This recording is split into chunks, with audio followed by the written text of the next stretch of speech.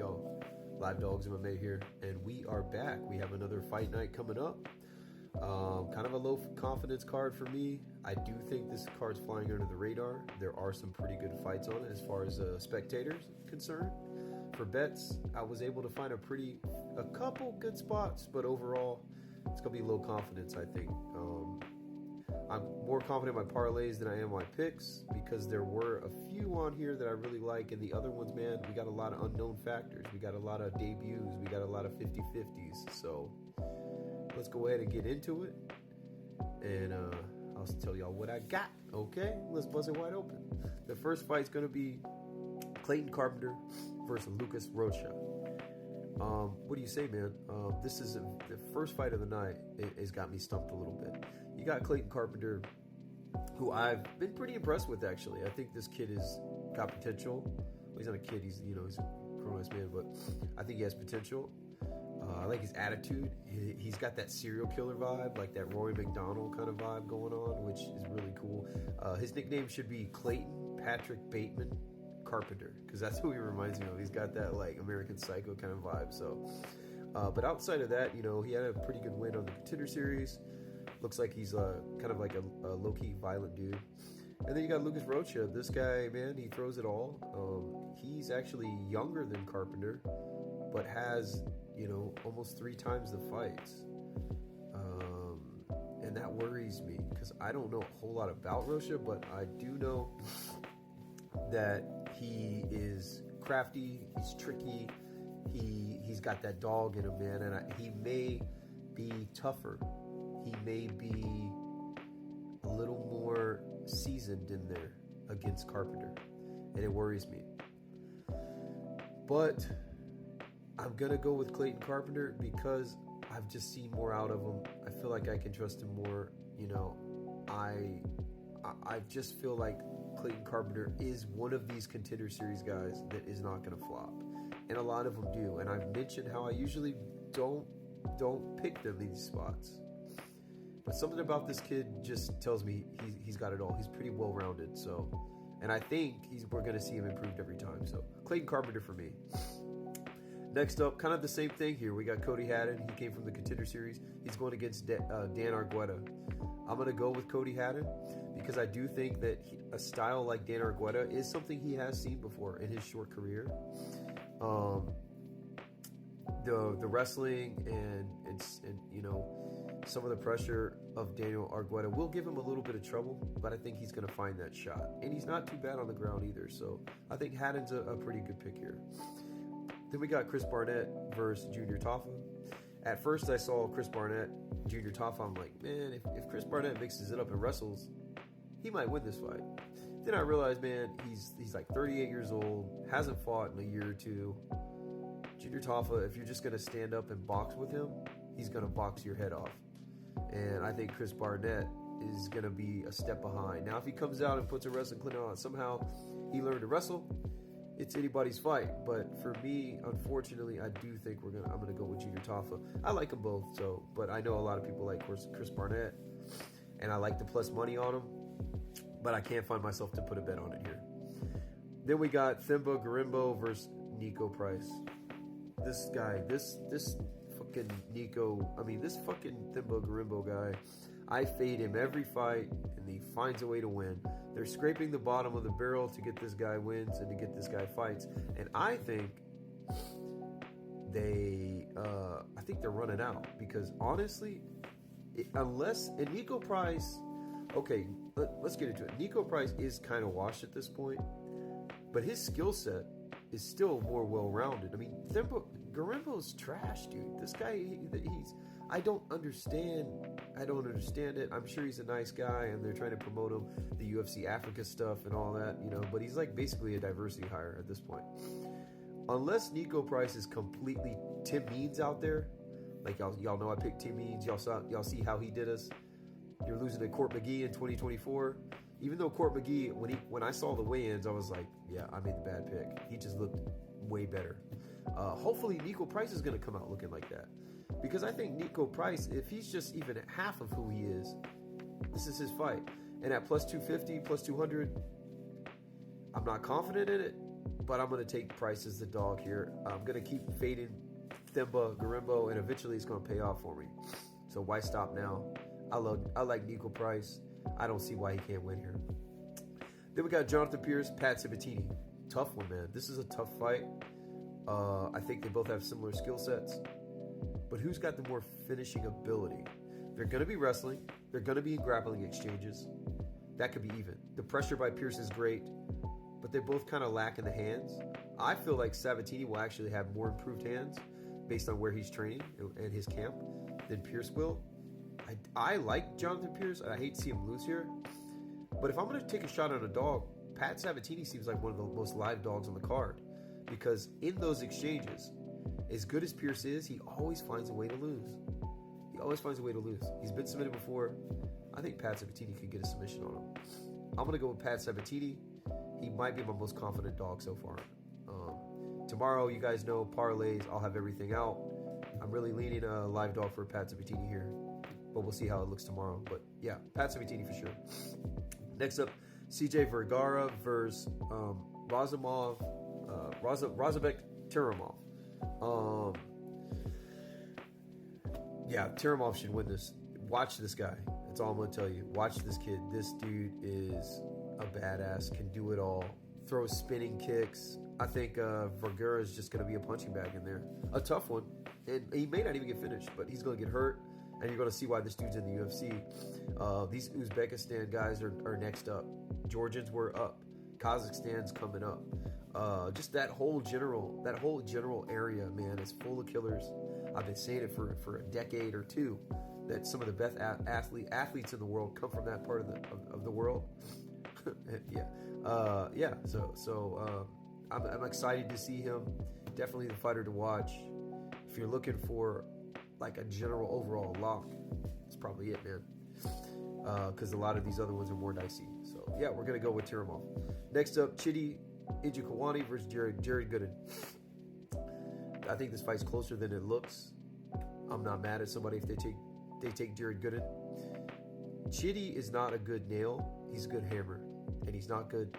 If he goes past, if he can't get Jared Gooden out of there in the first round and a half, it's gonna start looking like a Jared Gooden fight. Even a submission is live, especially if he's able to get in close that distance on Chidi and really hit him, in the pocket, in the phone booth. Stay out of the clinch, but get as close as you can, not in the clinch. You understand that area there? Gooden actually could be competitive. But I'm gonna go with Chidi because I'd like to think we live in a world where stuff makes sense, and this guy's a great Muay Thai fighter, and you think he's more dangerous, he should get the win. I'm gonna go with Chidi, but it's close. Next up, this one's close as well, man, because you can't trust either one of these guys. One day they suck, one day they look like they got potential. I will say I think Josh Fremd has yet to show us what he's really capable in the UFC, like what he's really capable of. But is he going to be able to get through that overwhelming storm of Abdul Razak Khalsan in the first minute and a half of the fight? I'm not confident, but I don't think so. So I'm going to go with Razak AlHassan. Next up, Alex Moreno versus Daniel Rodriguez. Daniel Rodriguez, he looks like he's washed. He's kind of past it. He's slower now. He plods. But Alex Moreno is kind of the same at this point. And who's got more finishing instinct? He's still got that power. Rodriguez still has that power. So I will take Rodriguez. Next up, Corey McKenna, Julia Polastri. Julia Polastri, I think I trust her a little bit more. She's going to have a little bit more of the size. She's kind of crafty on the ground. Corey McKenna is live, though. But I don't have enough of a read to where I'm confident backing her as an underdog. If you do, Godspeed. But I'm going to go with Polastri. Then we got Grant Dawson and Rafa Garcia. Garcia could win this fight. He's got the heart. He's got the tenacity, the aggression, and Grant Dawson has horrible striking. That being said, Garcia is probably going to get taken down. This is probably going to be a Grant Dawson fight where he does Grant Dawson things. So it's Grant Dawson for me. Then we got Park, Jun Young Park, and Brad Tavares. This one, Yeah, Park versus Tavares. How much closer could it be? I mean, Park, a little underrated, not bad. Likes to pressure, likes to cage wrestle, throws winging shots. And then you got a durable guy like Brad who never really gets taken down. Like, people don't really take him down. And not that long ago was winning. He was winning the first round against DDP, who's your champion, you know? But take that for what you will. I watched DDP from his come up. I told everybody about him in the UFC. Basically predicted him to be champ. So I do think DDP is good. And for Brad Tavares to be in there like he was with him says a lot about Brad Tavares. Brad Tavares is a guy you can't really put away, who's just kind of there. And if you're lacking in certain areas, you know, he's your ultimate like journeyman. He's gonna win. And Park, you know, he's a little 50-50. He's not the most trustworthy guy. That being said, you know, another thing about this fight is when they made it the first time, Brad was a bigger dog, and I was all over it. And then Park gets pulled out because he's sick, and so now all of a sudden I'm flipping, you know. So I don't really know. It's like I don't really trust myself on this one because anytime I flip, it usually goes the way I had originally. Flipped on Grasso and Valentina. Valentina won. Flipped on Merab and Sean. Merab won. And those are just, you know, recently. But yeah, I don't flip-flop often, like right on the fly or towards the end of the week. But when I do, it usually doesn't go my way. So do I really want to do that again?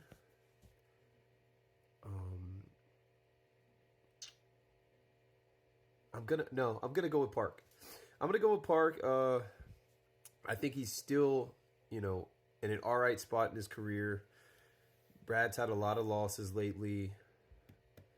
Park's a little younger. He's still got some heavy hands when he can land. But I think I really think this is a fight you leave alone. But if you're gonna, you know, I think the upside is Tavares, really, if you're gonna bet it, because it's a really anyone's fight. It just depends on who shows up out there, you know. And you got a guy who just come off being sick. He's gonna be completely fine though. I mean, that was like something he probably got over in like a week or two. So, it's a tough one, man. I don't think you should bet it, but for me, I think the upside is betting on Tavares. But for pick's sake, I'm going to take Park, and it is what it is. We'll see if the flop goes wrong again, and then I'll just quit doing it, right? So, yeah. And then the main event, man, saw this fight when they made it. For those of you who follow my Facebook page, Live Dogs MMA on Facebook, we're on Instagram. I post all the updates when the fights come out and all that stuff. Keep people updated, and I do a lot of trolling and a lot of meme stuff on there too. But when I posted this, I was like, oh man, this is the fight for Taira, right? Taira, Brandon Royval, like, he's a guy who gets submitted. He's a guy who gets dropped. He's scrappy, but he's really good, and he's only losing to really good fighters in really good in really bad situations, you know. But he takes a lot of risk and he puts himself out there. And for an opportunistic submission guy who is getting better every time we see him, hands are improving as well. Does he club and sub, or does he scramble? Does Royval make a bad decision out there? I think Royval is going to win this fight until he's not. And he's going to end up in the wrong exchanges. He's going to end up in the wrong positions, and Taira is going to get that submission. But if he doesn't, then, you know, I don't know if he can't get an opportunistic submission against Brandon Royval, he's not going to outstrike him, and he doesn't hit like he hits, and he doesn't have the he's not vet savvy like Brandon Royval is. You know what I mean? Like. So it's like bad IQ versus good submissions and composure. What do you do? for me, I am going to take Taira because I feel like the first round will look bad for him. But it's still the lower weight classes, man. It's not like people are getting starched out there all the time. As the fight goes, you know, like I said, he's an opportunistic guy. I think he's going to find an area where he can get a submission on Royval or get him where he can keep him on the ground the majority of the fight. But, man, this is another one that is actually really close. But the main reason I'm going to pick Taira here is because I have faded Taira twice, and it hasn't went my way. Same thing I said with Nasruddin Imavov. You know, eventually you have to look at these guys and say, man, they're better than you're giving them credit for. So am I going to come out here and fade him again when I actually see an avenue for victory? No. And I'd like for him to win, man. You know, it's nice to have a Japanese guy in there. You know, they don't get the love and the shine as they once did. And, you know, this is a good fight for him. I think it's going to show his chin and you know, his IQ. It's going to test his IQ and his chin a bit. But if he stands in there and strikes with Brandon Royval, he's not going to win. And he ain't going to win the decision either. He's got to use his grappling, and that's what he does, and he will. Rough first round, maybe, some scrambling. He'll get caught in the right position. And it might not even be a wrestling takedown. It might just be kind of like what I said about Paddy Pimblett when he beat Bobby Green.